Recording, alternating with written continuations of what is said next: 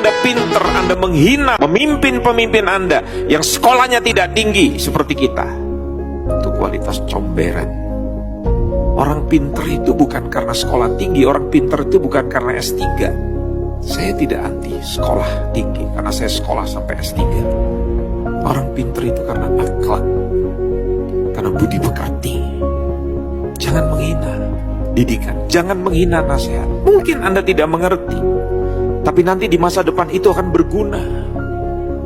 10 Agustus kita bikin gara-gara, kita cari gara-gara.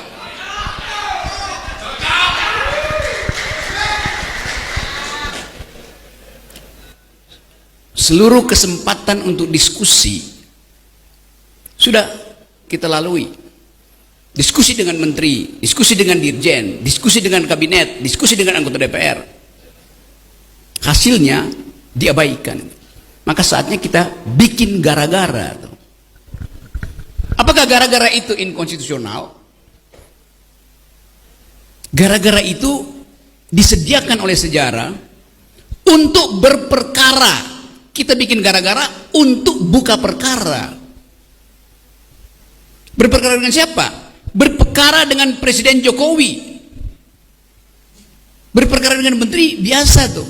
Tapi kita mesti hidupkan harapan bahwa hanya dengan berperkara kita bisa mempersoalkan kembali seluruh kebijakan bangsa ini yang dihianati oleh pemimpin tertinggi.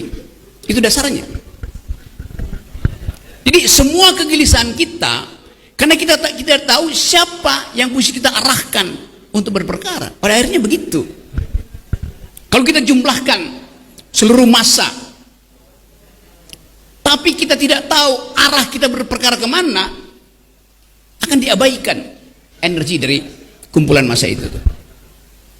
Jadi sekali lagi, ini konsolidasi bukan sekedar upaya untuk merawat kebersamaan yang memang sudah ada, tapi konsolidasi untuk mengarahkan musuh dari buruh itu siapa. Secara ideologis musuh dari buruh adalah para kapitalis itu. Tetapi siapa yang menghalangi buruh berkelahi dengan kapitalis? Ya kekuasaan yang menghalangi itu. Seluruh sejarah perburuan dunia adalah konfrontasi, artinya proletar dengan kapitalis, antara buruh dan pemilik modal. Lalu konfrontasi itu dibikin lembek oleh kekuasaan. Melalui apa? Melalui regulasi. Jadi regulasi itu adalah upaya untuk menghalangi konfrontasi historis antara pekerja dan majikan. Itu dasarnya. Jadi bagian itu kita endapkan dulu tuh. Yang kita sebut regulasi hari ini itulah omnibus law di bidang perburuan. Kemarin di bidang kesehatan dibikin, nanti di bidang pendidikan tuh. Jadi seluruh hal yang pernah diucapkan oleh Jokowi yang disebut sebagai revolusi mental berhenti karena dia tidak ingin ada konfrontasi antara mereka yang ditindas dan mereka yang penindas itu. Manusia yang berupaya menutupi kejahatan, dia lebih buruk dari keledai itu. Itu dasarnya itu. Kita coba ucapkan hal itu secara lantang. Tentu ada konsekuensinya. Saya bisa ditangkap tiap hari itu. Tapi kita mesti ambil risiko. Kalau kita ingin ada perubahan, satu kali dalam sejarah buruh di tahun 2023 pernah membuat perubahan. Langkah itu yang akan kita tempuh 10 Agustus nanti itu. Apa bukti-bukti itu? Saya coba kasih beberapa cerita kecil ya. Satu waktu saya turun di Bandara Banyuwangi, Jawa Timur. Saya mau kasih kuliah di Jember.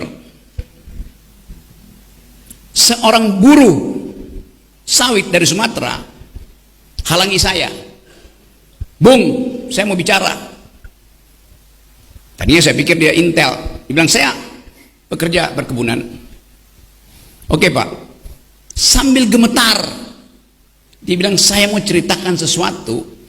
Karena saya udah 2 jam turun dari pesawat, hendak pergi ke Jember untuk menjemput satu dari 2 anaknya yang disekolahin di Jember.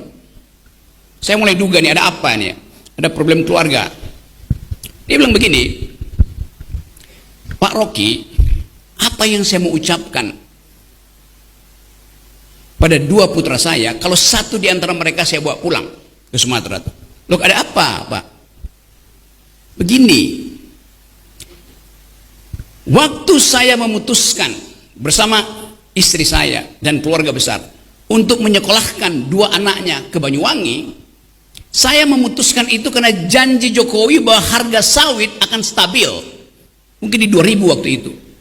Oke. Jadi, Bapak ini merencanakan ekonomi keluarga, kesejahteraan keluarga berdasarkan janji presiden pada waktu itu. Tiba-tiba harga sawit turun sampai 700 rupiah,